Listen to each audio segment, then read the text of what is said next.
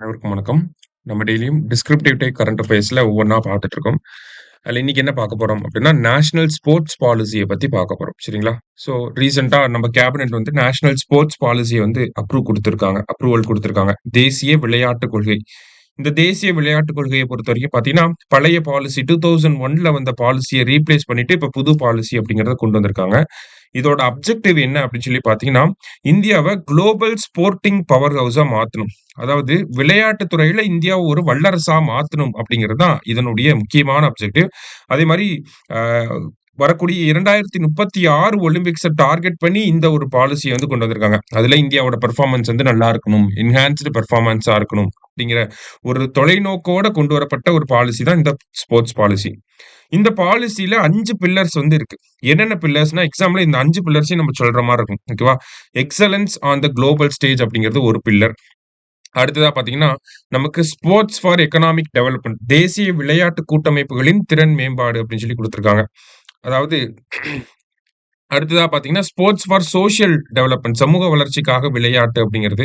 அடுத்தது sports as a people's movement அப்படிங்கிறது. அடுத்ததா integration with national education policy. ஓகேங்களா? கல்வியோட ஒருங்கிணைக்கிறது. இதுதான் இந்த பாலிசியோட 5 பில்லர்ஸா இருக்கு. சரியா? அத நம்ம எக்ஸ்ப்ளைன் பண்ணாலே ஃபீச்சர்ஸ் ஆஃப் த பாலிசி இல்ல இந்த பாலிசிய பத்தி எழுதுங்க அப்படின்னு சொன்னாங்கன்னா, இந்த ஃபீச்சர்ஸ தான் எழுதணும். இப்ப எக்ஸலன்ஸ் ஆன் த குளோபல் ஸ்டேஜ்க்கு கீழ என்னலாம் சொல்றாங்க, நம்ப உலகளாவிய அளவுல நம்மளோட அத்லெட்ஸ்லாம் வந்து பெட்டர் பெர்ஃபார்மன்ஸ் குடுக்கணும், மெடல்ஸ் வின் பண்ணிக்கிட்டே இருக்கணும் அப்படின்னு சொல்லி சொல்றாங்க. இப்ப அதுக்கு என்னலாம் தேவை? கிராஸ் ரூட்ஸ் டெவலப்மென்ட் தேவை. அடித்தளத்திலிருந்து அடிப்படையான ஒரு வளர்ச்சி. ஓகேங்களா? பாட்டம் டூ அப் அப்படிங்கிற அந்த அப்ரோச்ச கொண்டு வரணும்.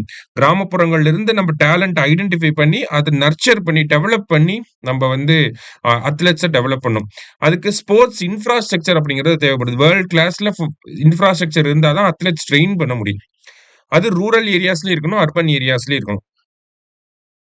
அடுத்ததா பார்த்தீங்கன்னா, sports science and technology. So sports ரிலேட்டடா இருக்கக்கூடிய சயன்ஸ் அண்ட் டெக்னாலஜி ஆகட்டும், இல்ல அந்த பிசியோதெரபி அந்த மாரியா இருக்கட்டும், அதுலலாம் வந்து நம்மளோட டெவலப்மென்ட் அப்படிங்கிறது இருக்கணும். ஓகேங்களா? ஸ்போர்ட்ஸ்னா டேலண்ட் ஐடென்டிஃபை பண்ணி அவைங்கள டெவலப் பண்றது மட்டும் இல்ல. ஸ்போர்ட்ஸ்ல நம்ம ஜெயிக்கிறதுக்கு. ஓகேங்களா? அத சுத்தி இருக்கக்கூடிய எல்லாத்தையுமே டெவலப் பண்ணணும். நல்ல கோச்சஸ வந்து டெவலப் பண்ணணும். இன்ஃப்ராஸ்ட்ரக்சர டெவலப் பண்ணணும். பிசியோதெரபிஸ்ட்ட டெவலப் பண்ணணும். சர்ஜிக்கல் கேப்பபிலிட்டீஸ நம்ம டெவலப் பண்ணணும். இந்த மாரி பல்வேறு விஷயங்கள நம்ம அட்ரஸ் பண்ற மூலியமா தான் நம்பளால ஸ்போர்ட்ஸ்ல ஒரு வல்லரசு நாடாக மாற முடியும். ஓகேவா? அப்ப கெப்பாசிட்டி பில்டிங் அப்படிங்கிறத குடுத்திருக்காங்க. ஓகேவா? Capacity building of sports federation. இந்தியாவுல நெறைய ஸ்போர்ட்ஸ் ஃபெடரேஷன் இருக்கு. ஒவ்வொரு கேம்க்கும் ஒவ்வொரு ஃபெடரேஷன் இருக்கு. இப்ப எக்ஸாம்பிள் கிரிக்கெட்னா பிசிசிஐ அப்படின்னு சொல்றோம். ஸோ இவங்களோட வொர்க்கிங்ல வந்து ஒரு சில மாற்றங்கள கொண்டு வந்து அவங்கள டெவலப் பண்ணணும் அப்படிங்கிறதும் இந்த ஃபர்ஸ்ட் பில்லருக்கு கீழ கொண்டு வராங்க. அடுத்ததா பார்த்தீங்கன்னா, ஸ்போர்ட்ஸ் ஃபார் எக்கனாமிக் டெவலப்மென்ட் அப்படின்னு சொல்லியிருக்காங்க. எக்கனாமிக் டெவலப்மென்ட் அப்படிங்கிறப்ப ஸ்போர்ட்ஸ் டூரிசம் இந்தியாவ வந்து ஸ்போர்ட்ஸ் டூரிசம்க்கான ஒரு ஹப்பா இன்டர்நேஷனல் லெவல்ல ஸ்போர்ட்டிங் ஈவென்ட்ஸ் எல்லாம் இந்தியாவுல நடக்க வைக்கணும். எக்ஸாம்பிள்க்கு கிரிக்கெட் வேர்ல்ட் கப் நடக்குது. 2010ல காமன்வெல்த் கேம்ஸ் அப்படிங்கிறது நடந்துச்சு. அத தாண்டி பார்த்தீங்கன்னா, பெரிய அளவுல அப்பப்ப இந்த ஹாக்கி டோர்னமென்ட்லாம் நடந்துகிட்டு இருக்கு. அத தாண்டி பெரிய அளவுல வந்து ஒரு ஸ்போர்ட்ஸ் ஈவென்ட் அப்படிங்கிறது நடக்கிறது கிடையாது. Apart from IPL. அப்ப அந்த மாரி ஸ்போர்ட்ஸ் ஹப்பா நம்மளை மாத்தணும். ஸ்போர்ட்ஸ் மேனுஃபேக்சரிங் அந்த ஸ்போர்ட்ஸ் எக்யூப்மென்ட் மேனுஃபேக்சரிங் பண்ணக்கூடிய விஷயங்கள இந்தியாவுல கொண்டு வரணும். ஸ்டார்ட் அப் ஆன்டர்பிரினர்ஷிப் எல்லாத்தையுமே ஸ்போர்ட்ஸ் ரிலேட்டடா இருக்கக்கூடிய ஆன்டர்பிரினர்ஷிப்ப ப்ரமோட் பண்ணணும். பிரைவேட் செக்டார வந்து அதிகமா இந்த ஸ்போர்ட்ஸ்க்குள்ள உள்ள கொண்டு வரணும் அப்படிங்கிறது 2வது பில்லருக்கு கீழ இருக்கிறது. அடுத்து ஸ்போர்ட்ஸ் ஃபார் சோசியல் டெவலப்மென்ட் சமூக வளர்ச்சிக்காக என்ன சொல்றாங்க அப்படின்னா, இன்க்ளூசிவ் பார்ட்டிசிபேஷன். நமக்கு பாதிக்கப்பட்ட சமூகங்கள்ல, ட்ரைபல் பீப்பிள்ல இங்கெல்லாம் பார்த்தீங்கன்னா, நல்ல ஸ்போர்ட்ஸ் பெர்சன்ஸ் வந்து இருப்பாங்க. ஓகேங்களா? அவங்கள வந்து ஐடென்டிஃபை பண்ணி அவங்கள டெவலப் பண்ணணும். அதே மாரி உள்நாட்டிலேயே பாரம்பரியமான விளையாட்டுகள் இருக்கும். அதையும் ப்ரமோட் பண்ணணும் நம்ப. அதே மாரி ஸ்போர்ட்ஸ் வந்து ஒரு கரியரா எடுத்து செயல்பட முடியும் அப்படின்னு சொல்லி பாதிக்கப்பட்ட பின்தங்கிய மக்களுக்குமே வந்து அவங்களுக்கு அந்த ஒரு புரிதலை ஏற்படுத்தணும். இந்த மாரி ஸ்போர்ட்ஸ்லயும் ஒரு ஆப்பர்ச்சுனிட்டி இருக்கு. கரியர் ஆப்பர்ச்சுனிட்டி இருக்கு. நீங்க அத பர்சீவ் பண்ணலாம் அப்படின்னு சொல்லி அவங்களுக்கு ஒரு அவேர்னஸ குடுக்கணும். ஒரு சாய்ஸ வந்து குடுக்கணும். அடுத்தது டயாஸ்போரா என்கேஜ்மென்ட். வெளிநாடு வாழ் இந்தியர்களையும் இந்தியாவோட ஸ்போர்ட்ஸ் கல்ச்சர்க்குள்ள கொண்டு வரணும். இன்டகிரேட் பண்ணணும் அப்படிங்கிறத சொல்றாங்க. அடுத்ததா பார்த்தீங்கன்னா, sports as a people's movement அப்படின்னு சொல்லி குடுத்திருக்காங்க. ஸோ பீப்பிள்ஸ் மூவ்மென்ட் மக்களோட இயக்கமாக ஒரு விளையாட்ட நம்ம கொண்டு வரணும் அப்படின்னா, ஃபர்ஸ்ட் ஃபிட்னஸ் கல்ச்சர கொண்டு வரணும். மக்கள் மத்தியில ஃபிட்னஸ் கல்ச்சர் கொண்டு வரணும். அதுக்காக என்ன பண்றாங்க அப்படின்னா, ஃபிட்னஸ் இண்டெக்ஸஸ வந்து கொண்டு வரப்போறோம் அப்படிங்கிறத சொல்லியிருக்காங்க. எப்படி ஃபிட்னஸ் இருக்கு மக்கள் மத்தியில அப்படிங்கிறத ட்ராக் பண்றதுக்கான ஒரு விஷயத்த பண்ண போறாங்க. அடுத்தது இன்டகிரேஷன் வித் எஜுகேஷன் அப்படின்னு சொல்லி குடுத்திருக்காங்க. ஸோ நம்மளோட ஸ்கூல் கரிக்குலம்லயே ஸ்போர்ட்ஸ இன்டகிரேட் பண்றாங்க. இப்ப முன்னாடிலாம் பார்த்தீங்கன்னா, பிடி பீரியட்ல வேற யாராவது வந்து கிளாஸ் எடுத்துட்டு இருப்பாங்க. அந்த மாரிலாம் இல்லாம பிசிக்கல் ஆக்டிவிட்டிய ப்ரமோட் பண்ணணும் அப்படின்னு சொல்லி சொல்றாங்க. அதே மாரி பிசிக்கல் அந்த பிடி டீச்சர்ஸ்க்கான டீச்சர் ட்ரெய்னிங் அப்படிங்கிறதையும் அதிகப்படுத்தணும் அப்படின்னு சொல்லி சொல்றாங்க. ஓகேவா? ஸோ இம்ப்ளிமெண்டேஷன் ஸ்ட்ராட்டஜின்னு பார்க்குறப்ப இந்த ஸ்கீம இந்த பாலிசி எப்படி இம்ப்ளிமெண்ட் பண்ண போறாங்க அப்படின்னா, ஒரு கவர்னன்ஸ் ஸ்ட்ரக்சர எஸ்டாப்ளிஷ் பண்ண போறாங்க. ஓகேவா?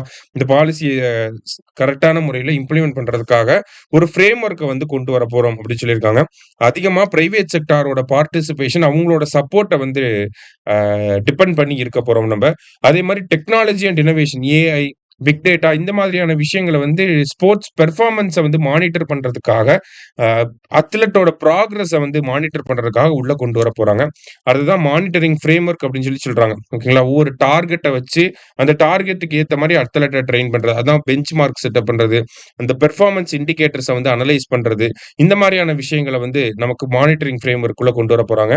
அடுத்தது ஸ்டேட் லெவல் பாலிசிஸ் அப்படின்னு பார்க்கிறப்ப, இந்த நேஷனல் ஸ்போர்ட்ஸ் பாலிசிக்கு ஏற்ற வகையில மாநில அரசாங்கங்களும் அந்தந்த மாநிலங்களுக்கு ஏத்த மாதிரியான பாலிசிஸ கொண்டு வரலாம். அததான் இங்க சொல்ல வராங்க.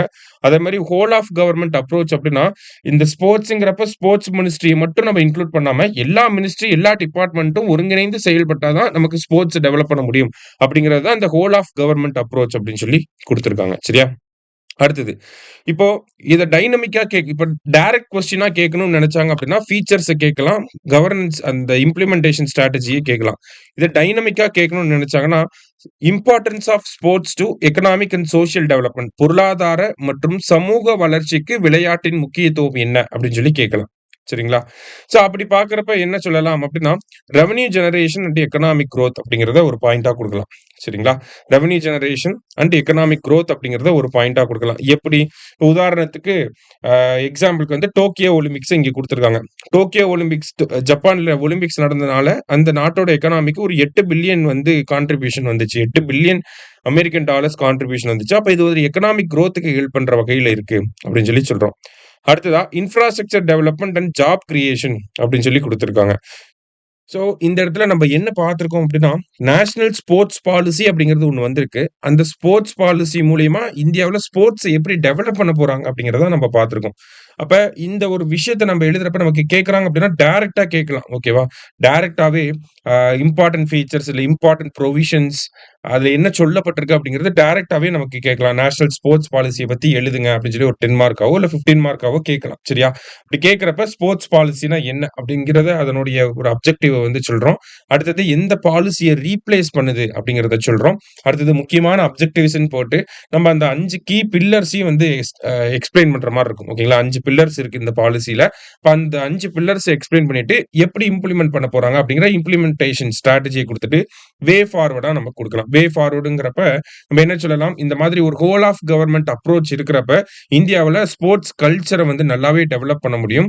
ஒரு நேரோ ஃபோக்கஸா இருக்கு இந்தியாவுல இப்ப ஸ்போர்ட்ஸ் அப்படிங்கிறது. கிரிக்கெட்டு அந்த மாரி ஒரு சில கேம்ஸ்க்கு மட்டுமே நம்ப ஃபோக்கஸ் இருக்கிறது. வைடன் ஆகும் நம்மளோட ஃபோக்கஸ். அப்படிங்கிறப்ப, இந்தியா ஸ்போர்ட்ஸ்ல வந்து ஒரு ஒரு வந்து ஒரு பவர் ஹவுஸா மாறுறதுக்கு நெறைய வாய்ப்புகள் இருக்கு அப்படின்னு சொல்லி, நம்ம இந்த ஒரு விஷயத்த கன்க்ளூட் பண்ண முடியும். சரிங்களா? சோ அப்ப முக்கியமான ஒரு டாபிக் தான் நமக்கு. கண்டிப்பா கேட்கறதுக்குமே வாய்ப்புகள் இருக்கு. சோ இதுல இருக்கக்கூடிய அந்த பில்லர்ஸ நல்லா படிச்சுக்கோங்க. அந்த ஒவ்வொரு பில்லருக்குள்ளயும் என்னலாம் பண்றாங்க அப்படிங்கிறத படிச்சுக்கோங்க. அந்த ஹெட்டிங்ஸ ஞாபகம் வச்சுக்கிட்டீங்கன்னா, அதுக்கு ஏத்த மாதிரி நம்ப எக்ஸாம்ல எழுதிற முடியும். சரியா? Thank you. Suresh IAS academy வெற்றியின் முகவரி.